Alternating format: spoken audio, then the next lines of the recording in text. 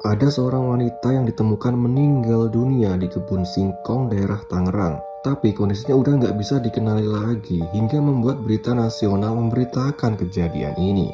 Lalu, apa yang sebenarnya terjadi dan bagaimana kondisinya hingga membuat kabar ini menjadi sangat ramai.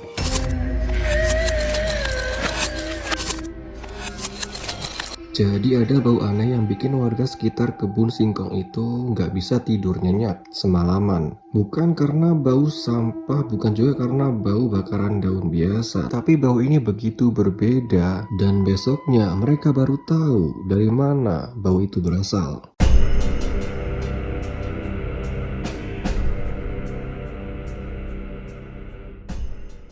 Jadi Jumat pagi di sebuah desa kecil bernama Suradita, Kecamatan Cisauk, daerah Tangerang, tempat yang biasanya sepi. Tempat yang orang-orangnya kenal satu sama lain. Saling sapa kalau ketemu di jalan dan gak pernah kepikiran bakal jadi tempat yang namanya disebut di berita nasional. Seorang warga lagi jalan kaki lewatin kebun singkong. Rutinitasnya biasa, tapi pagi itu ada yang beda. Di antara ilalang yang udah mulai mengering ada tumpukan sesuatu. Ketika dia deketin dan saat itu juga dia langsung terkejut karena yang dia temuin bukanlah sampah, bukan juga bangkai hewan, tapi manusia dalam keadaan udah sampai nggak bisa dikenali lagi. Di sana nggak ditemuin KTP, nggak ada wajah yang bisa dikenali, yang ada cuma sisa-sisa kain yang nggak sepenuhnya ikut terbang. Dan itulah yang jadi satu-satunya petunjuk buat polisi mulai menyelidiki. Buat memahami kenapa kematiannya seperti ini, kamu harus tahu dulu siapa dia sebelum semuanya ini terjadi. Bukan sebagai sosok yang udah nggak berkebun singkong, tapi sebagai sosok seorang yang masih punya rencana dan masih punya hari esok. Jadi kita panggil saja dia dengan nama Mawar.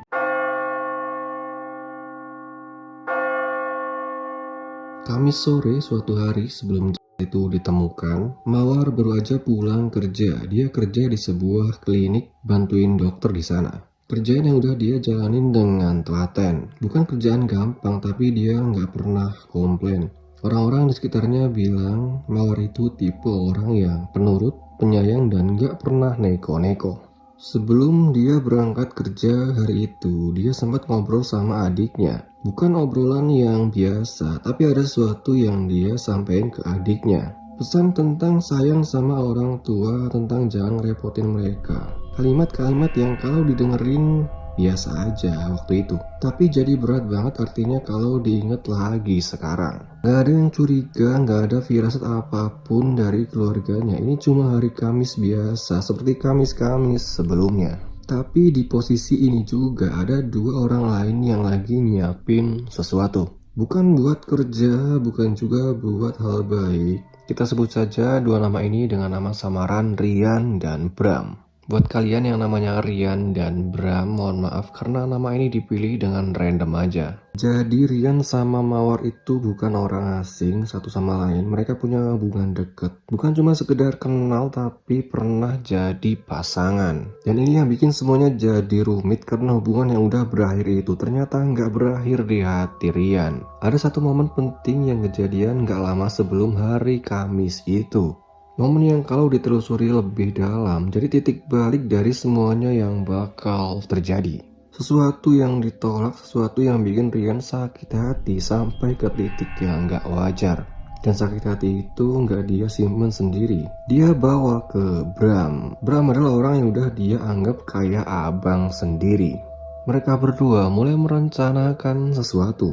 Bukan dalam semalam, ini bukan aksi spontan karena emosi sesaat. Ini direncanain jauh-jauh hari. Kamis sore itu Mawar dijemput dari tempat kerjanya. Dijemput dengan cara yang bikin dia nggak curiga sama sekali. Karena yang jemput adalah orang yang dia kenal baik.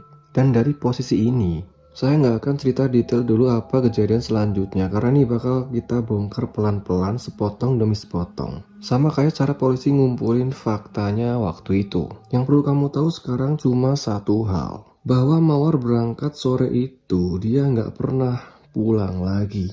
Besok paginya warga nemuin yang udah nggak berbentuk itu di kebun singkong. Tapi ada satu kejadian yang bikin penyidik nyaris nggak percaya sama apa yang mereka lihat di lokasi. Sesuatu yang sengaja disiapkan bukan cuma daun kering atau ranting biasa. Ada bahan lain yang kelihatan udah disiapin khusus, seakan-akan pelakunya udah mikirin ini dari jauh-jauh hari.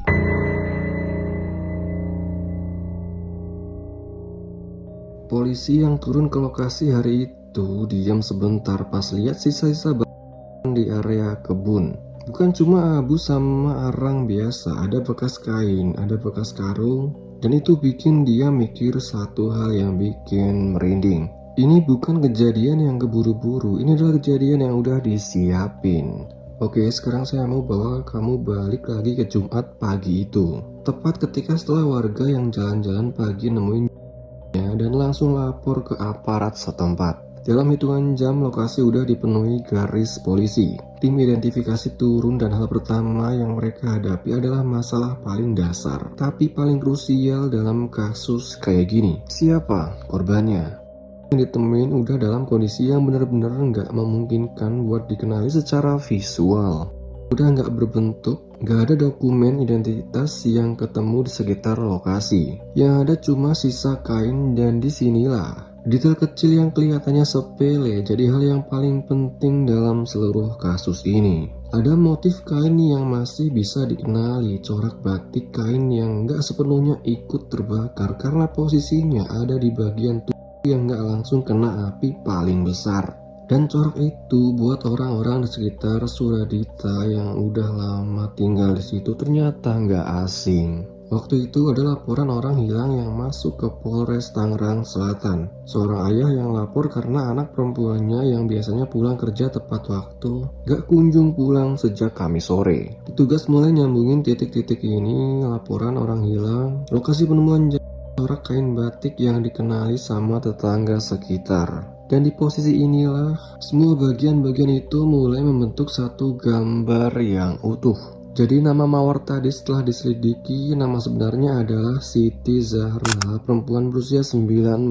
tahun. Dia bukan orang asing di desa itu, dia dikenal sebagai anak yang rajin, penyayang, dan jadi tulang punggung keluarganya sejak sang ayah kehilangan pekerjaan. Sehari-hari dia bekerja sebagai asisten dokter di sebuah klinik umum. Gak neko-neko nurut sama orang tua, dan menurut orang-orang terdekatnya, dia jarang banget ngeluh soal beban yang dia tanggung. Dan justru karena Siti Zahra dikenal sebagai sosok yang baik itulah, kematiannya jadi kabar yang mengguncang seluruh warga Suradita. Begitu identitas korban kekonfirmasi, penyidik langsung gerak ke arah lain. Siapa yang terakhir kali kontak sama Siti Zahra sebelum dia menghilang? Disinilah cerita mulai nyambung kedua nama yang sempat kita samarin sebelumnya. Sosok yang kita panggil tadi dengan nama Rian, nama sebenarnya berinisial DS, usianya 20 tahun. Dan yang paling bikin penyidik langsung waspada, DS ini bukan orang asing buat Siti Zahra. Karena dia adalah mantan pacarnya. Bukan cuma mantan biasa, DS ini sempat melamar Siti Zahra secara resmi. Dia serius buat menikahinya, tapi lamaran itu ditolak oleh keluarga korban. Dan penolakan itu ternyata ninggalin luka yang gak dia obati dengan cara yang wajar. Dan sosok kedua yang tadi kita panggil dengan nama Bram, ternyata nama aslinya adalah, kita sebut saja dengan inisial UT. Usianya sekitar 22 tahun. Sama-sama bekerja di bidang yang sama dengan DS. Mereka berdua kerja di salon. Dan hubungan mereka udah kayak saudara sendiri, bukan sekedar rekan kerja biasa. Nah, ini adalah bagian yang bikin penyidik sempat kebingungan di awal. Waktu UT diamankan dan digiring dari satu tempat ke tempat lain buat pemeriksaan, dia nggak nunjukin sikap kayak orang yang lagi ketakutan abis ngelakuin kejahatan sebesar ini. Dia malah kooperatif secara berlebihan, ceritain detail perbuatannya secara panjang lebar ke petugas. Sampai beberapa kali petugas sendiri yang justru menghentikan penjelasannya. Coba deh kamu bayangin situasi itu. Biasanya, tersangka kejahatan seberat ini bakal defensif, nutup-nutupin atau minimal diem. Tapi UT malah kayak pengen cerita. Detail-detail kecil yang gak semestinya diomongin sebelum proses hukum resmi jalan. Keluar gitu aja dari mulutnya. Salah satu kalimat yang keluar dari UT waktu ditanya soal perannya adalah soal gimana dia yang narik tas korban. terus nyeret sesuatu ke arah lokasi kejadian. Detail sekecil itu soal siapa yang megang tas, siapa yang nyeret apa kemana, justru jadi bagian yang bikin penyidik semakin yakin bahwa ini bukan spontan karena emosi sesaat. Ini yang udah direncanain dan pembagian peran yang udah diatur dari awal. Sampai di titik ini penyidik udah punya gambaran garis besar.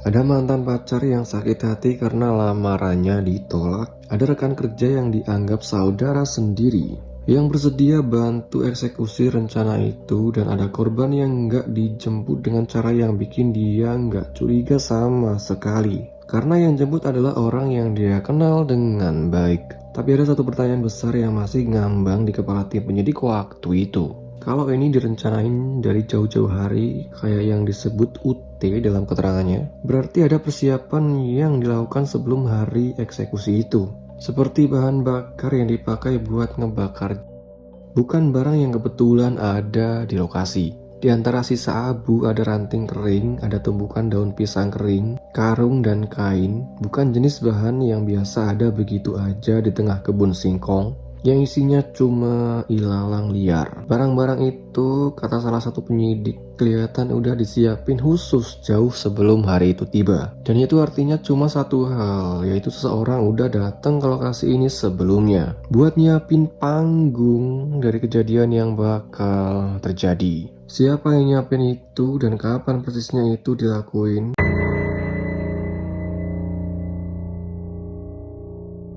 Ada satu hari di mana dua orang harus berdiri lagi di tempat yang sama persis waktu mereka ninggalin itu. Bukan buat introspeksi, tapi buat meragain ulang langkah demi langkah apa yang mereka lakuin ke Siti Zahra.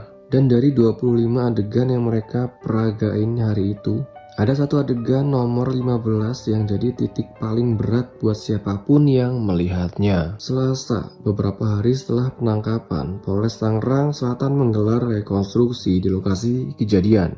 Ini bukan sekedar formalitas hukum. Rekonstruksi ini penting banget buat penyidik, karena dari sinilah semua keterangan yang tadinya cuma kata-kata di ruang interogasi sekarang harus dicocokin sama kondisi nyata di lapangan. Tapi ada satu hal yang bikin situasi hari itu jadi lebih menyeramkan dari rekonstruksi kasus pada umumnya. DS, salah satu pelaku utama, nggak bisa hadir secara fisik. Saat itu dia lagi menjalani isolasi karena kekonfirmasi positif COVID-19 lewat tes PCR yang dilakukan di Polres. Jadi dia ikut rekonstruksi lewat panggilan video, ngasih arahan dan konfirmasi dari jarak jauh. Sementara UT yang harus meragain langsung di lokasi. Coba kamu bayangin situasi itu, satu pelaku duduk di ruang isolasi, ngeliat layar sementara rekannya berdiri di tempat yang sama persis di mana korban menghembuskan nafas terakhir kalinya. Rekonstruksi dimulai dari titik paling awal, yaitu proses penjemputan Siti Zahra di tempat kerjanya. Ini bagian yang kelihatannya biasa aja, cuma adegan orang yang jemput orang naik kendaraan jalan ke satu arah. Tapi kalau kita mikir ulang konteksnya, orang yang jemput itu adalah mantan pacarnya sendiri. Orang yang dia kenal, orang yang menurut logika korban harusnya sih nggak punya alasan buat berbuat jahat ke dia. Gak ada tanda-tanda perlawanan di titik ini. Gak ada indikasi Siti Zahra curiga sama sekali. Dia naik kendaraan itu dengan kondisi yang kayaknya masih dalam suasana biasa aja. Mungkin ngobrol ringan, mungkin cuma diem karena capek habis kerja seharian. Dan justru itulah yang bikin bagian ini paling menyayat kalau dipikir ulang. Korban gak pernah tahu momen itu adalah awal dari perjalanan terakhirnya di dunia ini. Dari tempat kerja mereka menuju area yang lebih sepi, sebuah saung, bangunan kecil yang biasa dipakai warga buat istirahat di tengah kebun atau ladang. Di titik ini rencana yang udah disusun jauh-jauh hari itu mulai dijalankan. Penyidik menyebut bahan-bahan yang bakal dipakai buat tahap akhir udah disiapkan sebelumnya oleh salah satu tersangka. Daun pisang kering, kain, karung, dan kayu kering. yang dikumpulin di sekitar area ilalang dekat kebun singkong. Ini bagian yang bikin saya mikir panjang. Karena buat nyiapin bahan-bahan itu, seseorang harus datang ke lokasi ini lebih dulu. Sebelum hari kejadian, harus milihin bahan yang gampang kebakar. Harus nemuin lokasi yang cukup tersembunyi dari pandangan orang lewat. Dari 25 adegan yang diperagain, polisi waktu itu ngasih keterangan yang bikin ruangan pers hening sejenak. Korban dinyatakan meninggal dunia di adegan ke-15, di mana di adegan itu digambarin Siti Zahra kemudian layarnya sampai dia kehilangan nyawa. Saya nggak akan detailin proses ini lebih jauh dari itu karena yang penting buat kamu tahu bukan seberapa ngeri prosesnya tapi seberapa dingin cara itu dijalanin. Bukan dalam kondisi emosi yang meledak-ledak tapi dalam rangkaian tindakan yang berurutan, sistematis. Seakan-akan udah dilatih di kepala mereka berkali-kali sebelum hari itu tiba. Dan yang bikin ini makin berat, pihak kepolisian sendiri menyebut ini sebagai kasus pembunuhan berencana. Bagian selanjutnya dari rekonstruksi nunjukin proses setelah korban dinyatakan nggak bernyawa lagi. Itu dipindahkan ke lokasi yang udah disiapin sebelumnya. Sebuah area dengan tumpukan bahan yang gampang terbakar yang tadi udah kita bahas. Dan di area ini juga keterangan yang sempat keluar dari salah satu tersangka waktu diperiksa jadi relevan lagi. Yaitu soal narik tas korban, soal nyeret sesuatu ke lokasi kejadian. Adegan sekecil itu kalau dibandingin sama urutan rekonstruksi, jadi konfirmasi nyata dari apa yang sebenarnya kejadian malam itu. Api dinyalain pakai korek ditambah bahan-bahan yang udah disiapin. Area kejadian cuma berdiameter sekitar 1 meter persegi. Cukup kecil, tersembunyi di dekat kebun singkong yang digarap salah satu warga setempat. Yang bikin momen rekonstruksi ini makin berat buat disaksiin adalah gimana UT, satu-satunya pelaku yang hadir fisik di lokasi, bersikap. Beberapa saksi yang ada di lokasi hari itu ngeliat gimana dia digiring dari satu titik ke titik lain dengan sikap yang tenang. Gak ada perlawanan sama sekali, gak ada emosi yang meledak, dan seperti yang udah saya singgung sebelumnya, dia bahkan sempat mulai jelasin detail perbuatannya secara panjang lebar. Sikap kayak gini bikin banyak orang termasuk penyidik sendiri merasa ada sesuatu yang gak biasa dari cara pelaku menghadapi situasi kayak gini. Setelah rekonstruksi kelar, penyidik langsung menjerat kedua tersangka dengan pasal berlapis yaitu pasal 340 soal pembunuhan berencana, kemudian pasal 338 soal dan lagi pasal 170 soal kekerasan bersama-sama, dan pasal 365 soal pencurian dan kekerasan. Ancaman hukumannya nggak main-main, yaitu dengan penjara seumur hidup atau maksimal 20 tahun penjara. Tapi di tengah semua proses hukum yang lagi jalan, ada satu sosok yang justru paling diem di antara semuanya, yaitu seorang ayah yang hari itu duduk sendirian di rumahnya. Nggak nyangka anak yang biasa dia lihat berangkat kerja setiap hari sekarang cuma tinggal nama di berita. Dan apa yang dia ceritain soal pesan terakhir anaknya sebelum pergi kerja hari itu bakal jadi bagian paling berat dari seluruh cerita ini.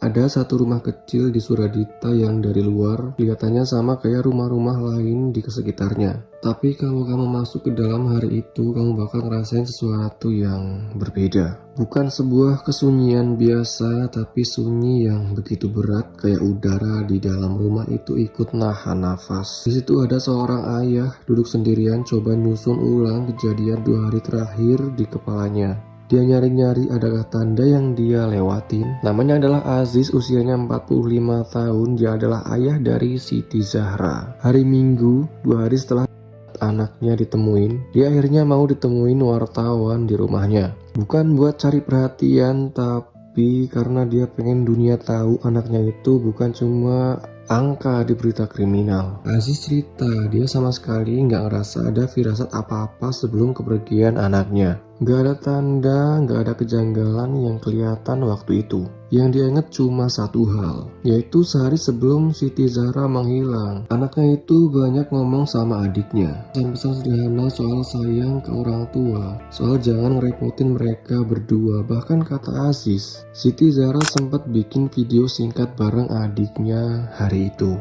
Waktu itu semua kalimat itu kelihatan biasa aja, cuma obrolan kakak adik yang lumrah. Tapi sekarang tiap kali diingat ulang, kalimat itu jadi berat banget buat didengerin. Kayak Siti Zahra udah nitip sesuatu tanpa dia sendiri sadar, itu bakal jadi pesan terakhirnya. Aziz cerita banyak soal siapa anaknya sebenarnya. Sejak dia sendiri berhenti kerja, Siti Zahra yang ambil alih tanggung jawab jadi tulang punggung keluarganya. Dia juga cerita Siti Zahra itu tipe yang bertanggung jawab sama pekerjaannya, sama kedua orang tuanya, dan gak sembarangan ninggalin kerjaan gitu aja. Bukan sosok yang neko-neko, bukan sosok yang punya masalah besar sama siapapun. Justru karena itu kematiannya jadi kejutan yang berat banget buat keluarga dan warga sekitar. Karena orang kayak Siti Zahra yang penyayang, yang nurut, yang kerja keras buat keluarganya, gak seharusnya berakhir kayak gini. Meskipun berat, Aziz coba nerima kejadian ini dengan caranya sendiri. Tapi soal proses hukum terhadap pelaku sikapnya jelas dan tegas. Dia bilang percaya hukum bakal berlaku adil dan dia minta pelaku dihukum seberat-beratnya. Gak ada dendam yang meledak-ledak dalam kata-katanya, tapi ada harapan yang kuat bahwa apa yang terjadi sama anaknya gak boleh cuma jadi berita yang lewat gitu aja terus dilupain. Coba kita tarik ulang semua yang udah kita lewatin bareng-bareng.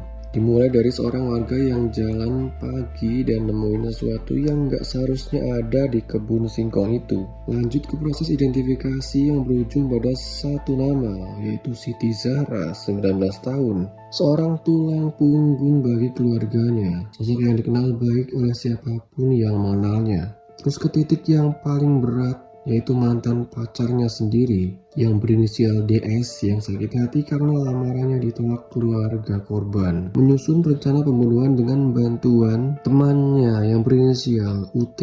Rencana yang berdasarkan keterangan direkonstruksi udah disiapin dari jauh-jauh hari dan berakhir di satu lokasi yang gak akan pernah bisa diselesain sepenuhnya buat keluarga yang ditinggalkan. Sebuah kebun singkong kecil di sebuah desa yang sekarang bakal selalu dikenang sebagai tempat terakhir Siti Zahra menghirup nafas. Kasus ini nunjukin sesuatu yang sebenarnya sering kita dengar tapi jarang benar-benar kita resapi, yaitu penolakan sesakit apapun rasanya gak pernah jadi alasan buat ngambil nyawa orang lain. Dan orang yang paling dekat sama kita, yang paling kita percaya, kadang justru bisa jadi orang yang paling berbahaya kalau sakit hatinya gak ditangani dengan cara yang sehat. Siti Zahra berangkat kerja hari itu dengan rencana biasa kayak hari-hari sebelumnya. Dia gak pernah tahu itu jadi hari terakhirnya. Dan buat keluarganya yang ditinggalkan, yang bisa mereka lakuin cuma satu, yaitu nyimpen kenangan tentang anak yang penyayang itu. Berharap hukum benar-benar menegakkan keadilan buat dia.